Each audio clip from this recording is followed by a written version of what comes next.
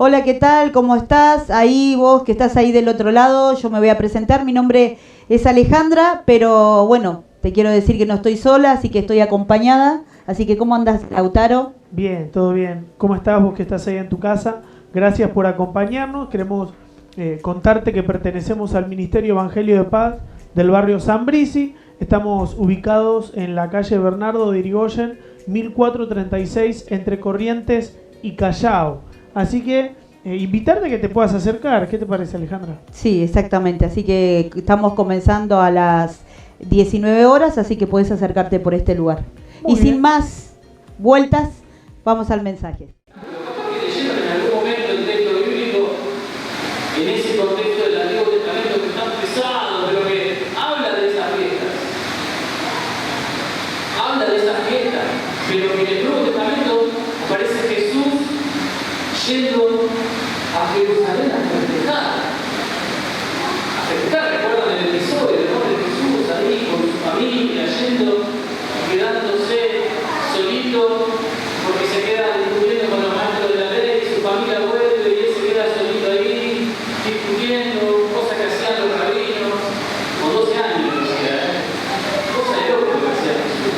Pero bueno, lo festivo era lo que le interesaba a Jesús. Lo festivo. Y dentro de esa festividad, había una característica que Jesús no quería dejar pasar. Él tenía muchas ganas de comer una última Pascua con los suyos. Él tenía muchas ganas de estar en el final de su carrera, de su ministerio, un ministerio así cortito, 3 años fueron que pasaron por una manera muy vertiginosa, pero de mucha acción, de cosas que sucedieron que nunca habían visto los que estaban alrededor de él, que llenaron de expectativa a la gente que estaba alrededor de él. Y en esos 3 años, los que estaban alrededor de él vivieron cosas que jamás se imaginaron. Jamás se imaginaron. Y Jesús dijo: tengo muchas ganas de pasar esta última Pascua con ustedes. Me encantaría pasar esta última Pascua. ¿Qué es lo que conecta siempre a las fiestas y que tiene una relación muy particular, hablando de manera comunitaria, más allá de lo festivo, de lo lindo que es cantar y demás? También lo hacían los israelitas. Nosotros tenemos un libro que se llama Salmos, la comida. No sé si acá están por comer, acá atrás, o algo por el estilo, o si los esperan en su casa, o sigue el festejo después en su casa, no lo sé. No sé cómo sigue esta fiesta, pero las fiestas duraban semanas. Semanas en aquel tiempo. Y la comida era algo importante. Y se juntaban a comer. La importancia de estar ahí unos con otros, compartiendo el pan, el vino, así como Jesús lo manifiesta después, hablando de su cuerpo, de su sangre, etc. Era un momento que no se imaginaron nunca los que estaban con él, que iba a ser el de despedida. Más allá de que Jesús lo vino advirtiendo, lo vino diciendo, no entendían. Y no lo entendieron hasta que él murió y resucitó. Y el gran problema que hubo una vez que Jesús partió fue que se quedaron con hambre de Jesús. Comenzó otro tipo de hambre. Lo que venían viviendo ya no lo podían experimentar más. No estaba más, no lo tenían más al lado. Esa depresión, esa angustia de haber perdido a alguien tan importante. ¿Recuerdan el camino de Maús? Todos caminando, sus discípulos, y Jesús acercándose, y los discípulos diciendo: vos sos el único que no sabe lo que pasó acá, a que le abre el entendimiento a sus discípulos para que entiendan por medio de las Escrituras qué era lo que estaba sucediendo.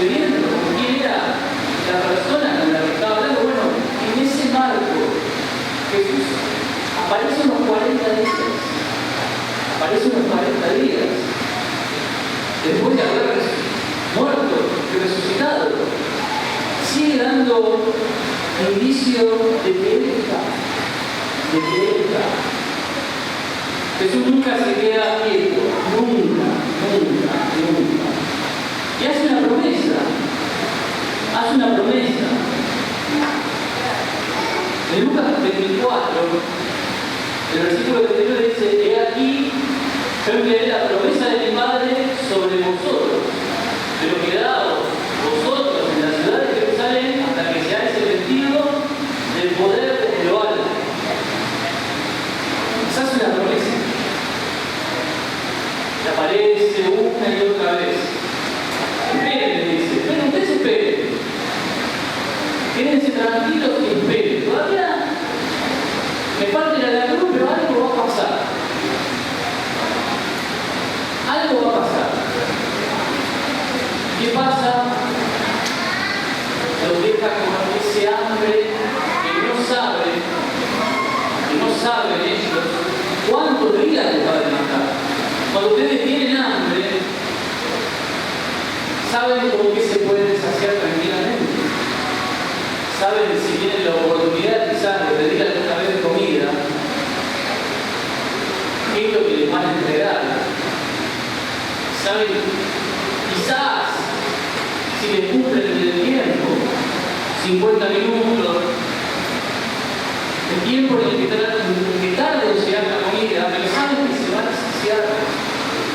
Jesús lo que hace es llamar a la fe y decir: ustedes esperen. No les pone un tiempo determinado, activa la fe. Y eso es lo que hoy quiere hacer con nosotros: activar la fe. Activar la fe en las promesas. Que activa la fe en sus discípulos. ¿Cómo la activa? Diciéndole: va a pedir poder de lo alto. ¿Y qué es poder de lo alto? No tengo ni idea. El pacto le explicaba a los discípulos: no tengo ni idea de qué era el poder de lo alto, pero ellos esperan. Y así pasa un día, 2 días, una semana, semanas, y llega otra fiesta. Y otra vez vuelven a festejar. Otra vez viene el ámbito festivo, el ámbito que todos los judíos esperaban después de Pascua, que es Pentecostés, los 50 días, después de la Inmaculada, todas las fiestas están ahí relacionadas. La fiesta de la cosecha. Y la idea de entender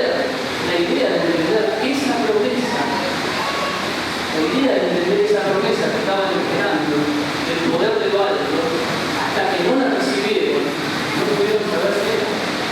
Y quizás hoy vos tenés una expectativa de Dios, tenés una expectativa espiritual de Dios. Ya no es un hambre festivo de comerte algo como una torta de aniversario, que bendita sea de paso si viene, gloria a Dios por la torta.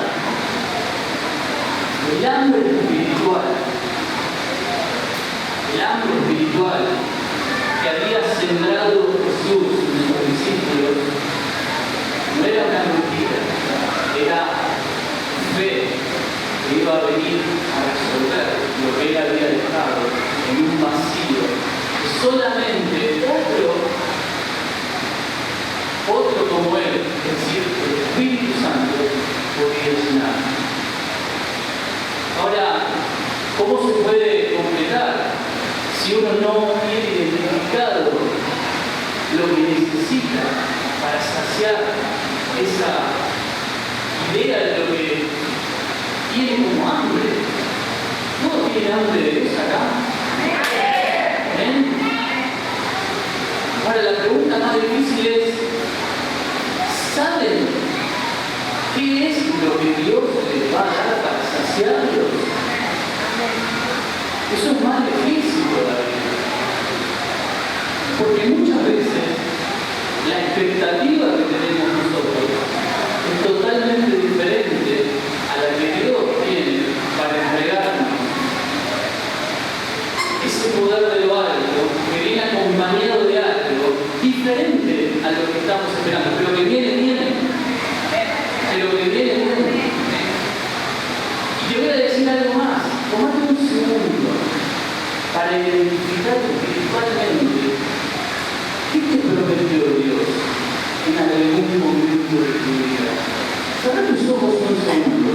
cerremos un momento. Cerrá tus ojos. Y pensá en el Espíritu Santo. Y pensá ahora en ese momento en el que el Espíritu Santo te prometió tu llamado, tu ministerio, te prometió que iba a sanar algo, que iba a prosperarte con algo, con un trabajo, con una casa, con un auto, con un hijo. Identifica eso que ya habías olvidado. Con tus ojos cerrados ahí, identificalo en tu espíritu.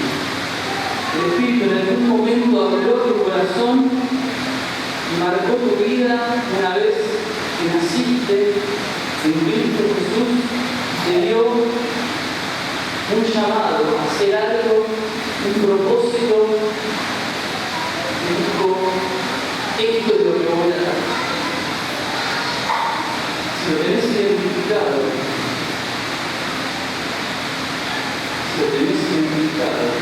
el Espíritu Santo en esta noche está rodeándote para dártelo. Ahora, en el nombre de Jesús, si no estás identificando esto, y no tenés idea, pedile ahora con tus ojos cerrados que las promesas que están de parte de Jesús, que son en Cristo Jesús, sí, amén, se realicen en tu corazón ahora. Yo oro para eso ahora en el nombre de Jesús, para que ese hambre que el Espíritu Santo puso en tu corazón sea claro, sea evidente, y puedas saber hacia dónde tenés que caminar y saber que eso está llegando como llegó Pentecostés. Amén. Abrí tus ojos, seguimos. Si lo identificaste, tenelo como pedido de oración para tu vida. Y si tenés registro de la palabra profética más segura que es la Biblia, buscar las promesas que no fallan, que están ahí, las cuales el Señor dijo con su boca y cumple con su diestra de poder. Amén. El hambre de Dios tiene nombre. Tenemos que aprender a ponerle nombre a lo que le pedimos al Señor. No podemos estar estáticos y esperar que el Señor haga en nosotros algo. El Señor en algún momento nos dijo que esperen el poder de lo alto. Nos lo dijo en otros términos, en un llamado, como recién te decía. Pero ¿sabes qué pasa? El tiempo hace apagar la fe. El tiempo hace que decaiga lo que nosotros en algún momento vivimos como fuego del Espíritu, y esa llama se va apagando, y ese hambre se va apagando, y ya desechamos completamente las promesas de Dios. Pensamos que Dios ya no se ocupa de nosotros. ¿Qué es para los demás? ¿Qué es para otros? ¿Qué es para los que tienen la suerte de ser ungidos de Jehová, que reciben los milagros? No. Tenemos que aprender a identificar y ponerle nombre a lo que nos llamó el Espíritu Santo a ser, y a que le pidamos que se realice, porque la fe es lo que se está esperando. Es lo que se está esperando, es lo que esperamos. ¿Para qué? Para que se materialice. No solamente para tenerlo toda la vida acampando alrededor nuestro como un pensamiento espiritual. No. Si sabemos que es parte de Dios, se va a cumplir. El Señor es justo y no es mentiroso, no es hombre para mentir.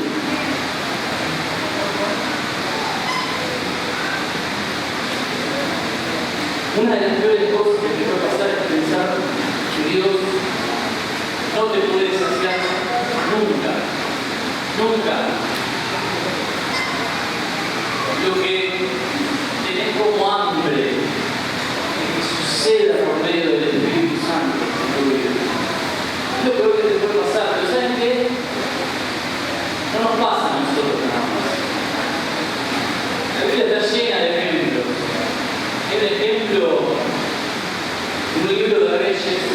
segundo libro de Reyes,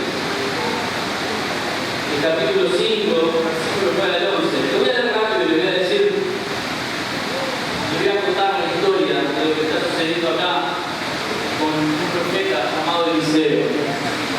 Dicen que vino Naamán con sus caballos, era un general sirio Naamán, y con sus carros se paró a las puertas de la casa de Eliseo, se paró a las puertas de la casa del profeta, llegó hasta la casa del profeta, queriendo ver qué era lo que pasaba, ¿no? Queriendo saber si lo que se hablaba era verdad de este profeta. Entonces, dice, y se paró a las puertas de la casa de Eliseo, entonces Eliseo le envió un mensajero diciendo, ve y lávate 7 veces en el Jordán, y tu carne se restaurará y serás limpio. Y Naamán se fue enojado diciendo, he aquí yo decía para mí, saldrá de él, saldrá el nuevo y estando en pie invocará el nombre de Jehová Dios y alzará su mano y tocará el lugar y sanará la lepra. Sanará la lepra. Naamán tenía lepra y fue al lugar indicado por consejo de muchos que dijeron lo que este hombre dice se cumple, lo que este hombre dice se cumple. Fue hasta la puerta. Hizo Eliseo, ni siquiera se acercó, mandó un mensajero a hablar con él.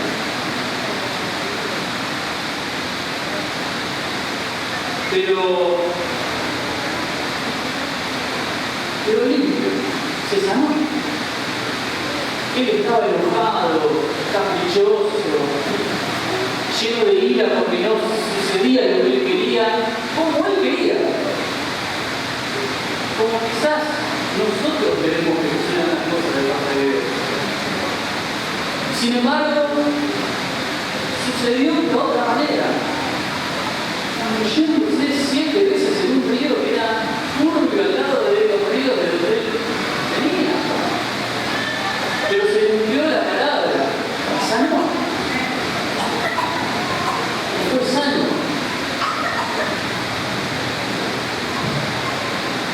Y tenía gente alrededor que le decía, mirá, es decir, los criados que estaban con él, que lo que este hombre dice acontece. Escuchalo. Y así todo estaba enojado. Y así todos nosotros nos enojamos.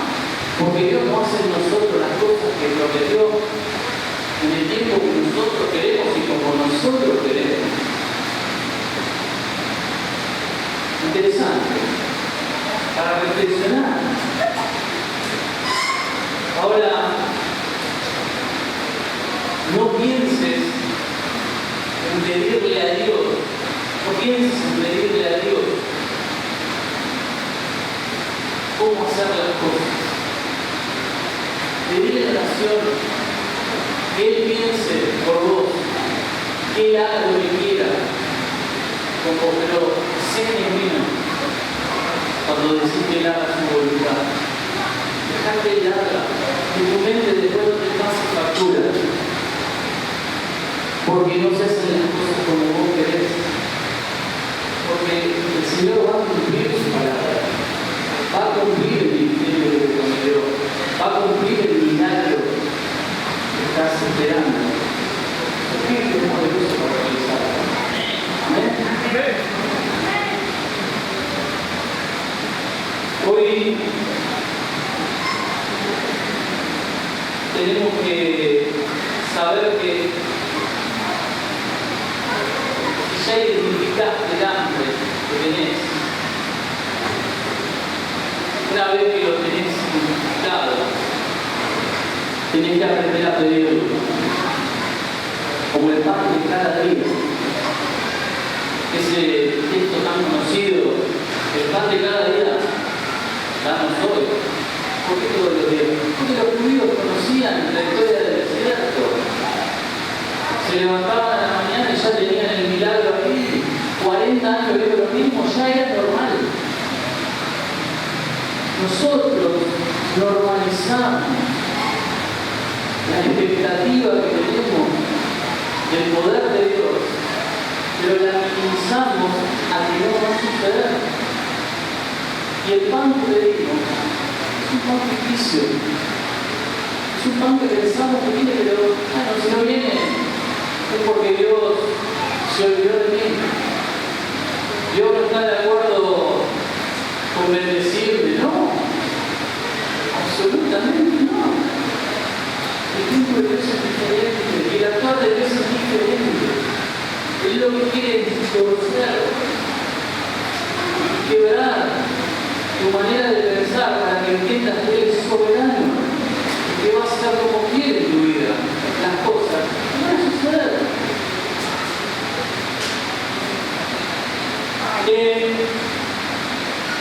Hay una buena noticia en esto, que es que Dios le da el pan a los que menos lo esperan.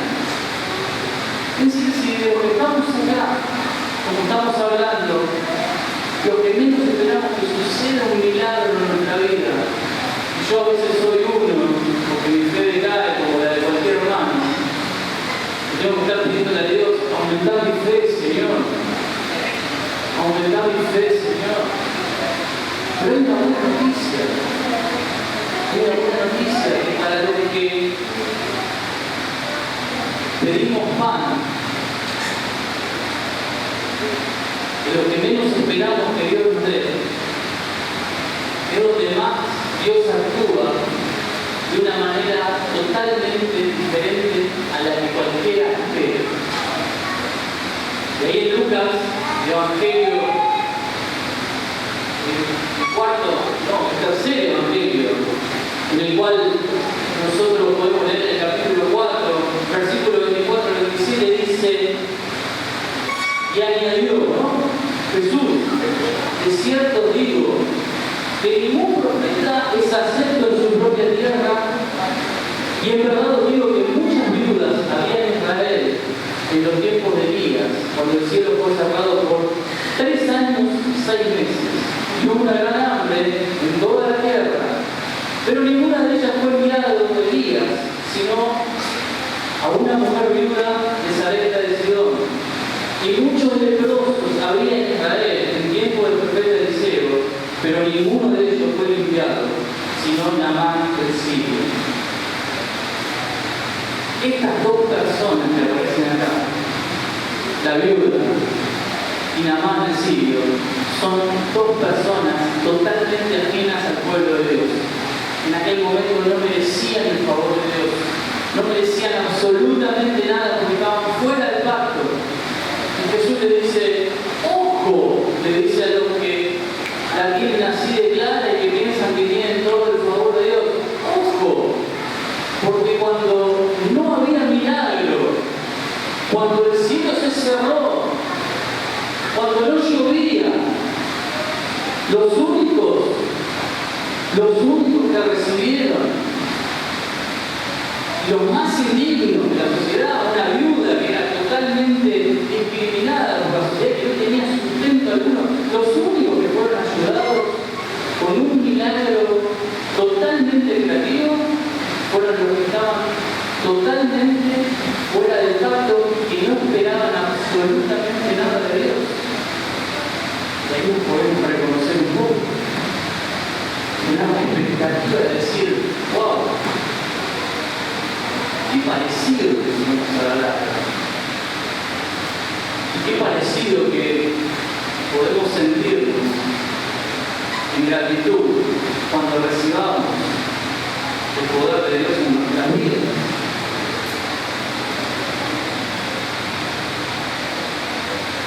Los que tenían fe, dicen en Mateo 15:33, ¿de dónde lo conseguiremos? Hablando del pan, ¿no? ¿De dónde lo conseguiremos? Entonces dice el versículo 33, entonces sus discípulos dijeron, ¿de dónde tenemos nosotros tantos panes en el desierto para hacer una multitud tan grande? Tenían que alimentar a 5.000 y los alimentaron. Un capítulo antes habían alimentado a 4.000. ¿Te acordás de algún milagro milagro haberlo visto, y hoy estás desesperanzado porque el poder de Dios quizás no se mueve, porque no lo estás viendo como vos querés. Los discípulos habían visto un milagro de multiplicación en 4.000 y ahora dicen, ¿ahora dónde vamos a recibir el pan? Jesús, ¿cómo? Me imagino la cara de Jesús asombrado. ¿No viste que vive con las 4.000 años? ¿Ahora qué esperas? Ya me viste lo que hago. Tenemos que recordar que el poder de Dios sigue vigente, está rodeando hoy esta sala. Jesús dice en su palabra, yo estaré con vosotros hasta el fin. ¿Queda alguna duda de que está acá, en esta fiesta?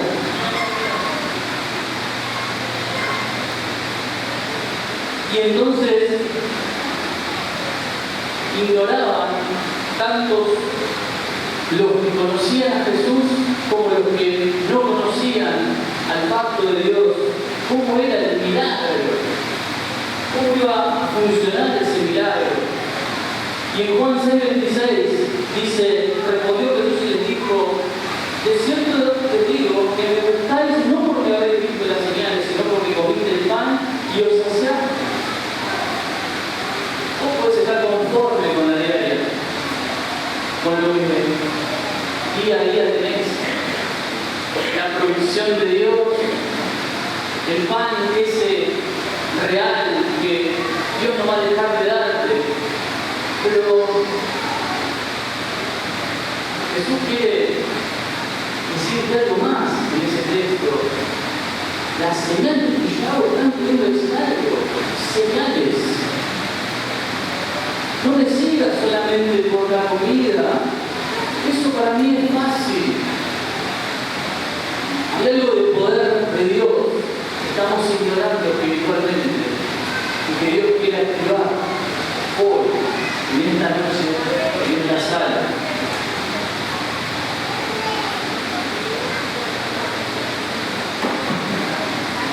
Y la pregunta es, ¿cuánto hambre tiene el Hijo de Dios?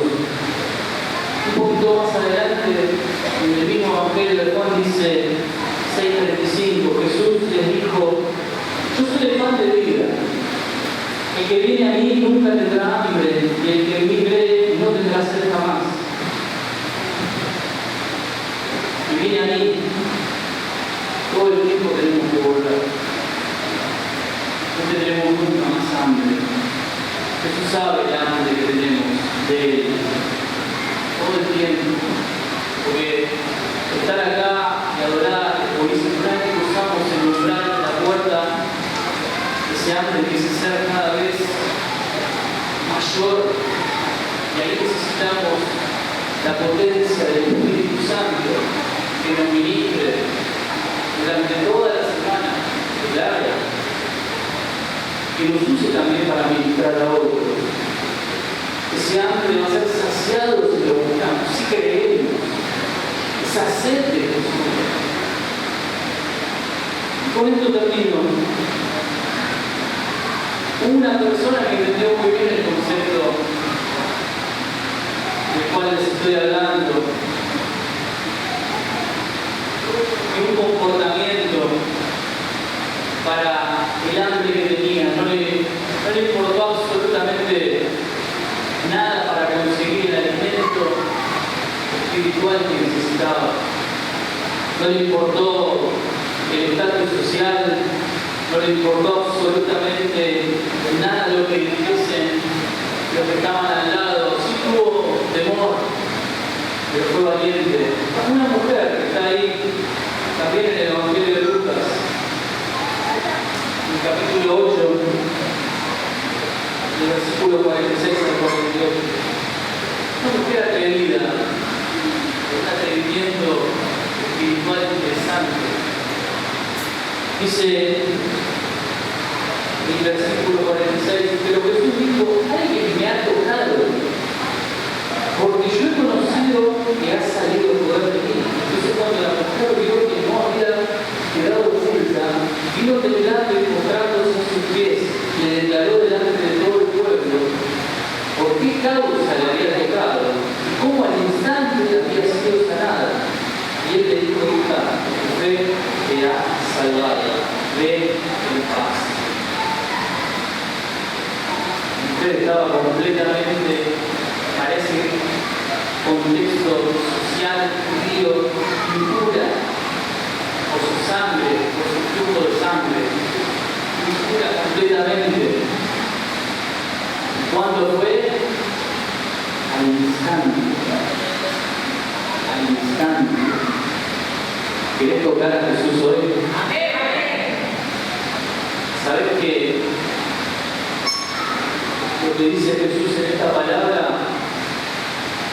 importancia radical para nuestra fe. Jesús le dice, poder salió de mí. Poder. El poder de Jesús se traduce tanto poder como milagro. Milagro que hace Jesús es igual a poder. La palabra griega, lo que está en el texto original, es la palabra dinamis, que viene de lo que nosotros conocemos como dinamita, algo poderoso. Salió de Jesús. Jesús en el Evangelio siempre hace como que no entiende lo que pasa. Como con los discípulos que está caminando y él sigue de largo y hace de cuenta que va más adelante. Y acá, poder salir de mí no es así, sabe lo que está haciendo en vos. Pero quería mostrar que le volvió a dar dignidad a esa mujer y hoy le quiere dar no solamente la dignidad espiritual que perdiste cuando te olvidaste de la promesa que te hizo, sino que te quiere dar el favor y el poder que sale de él.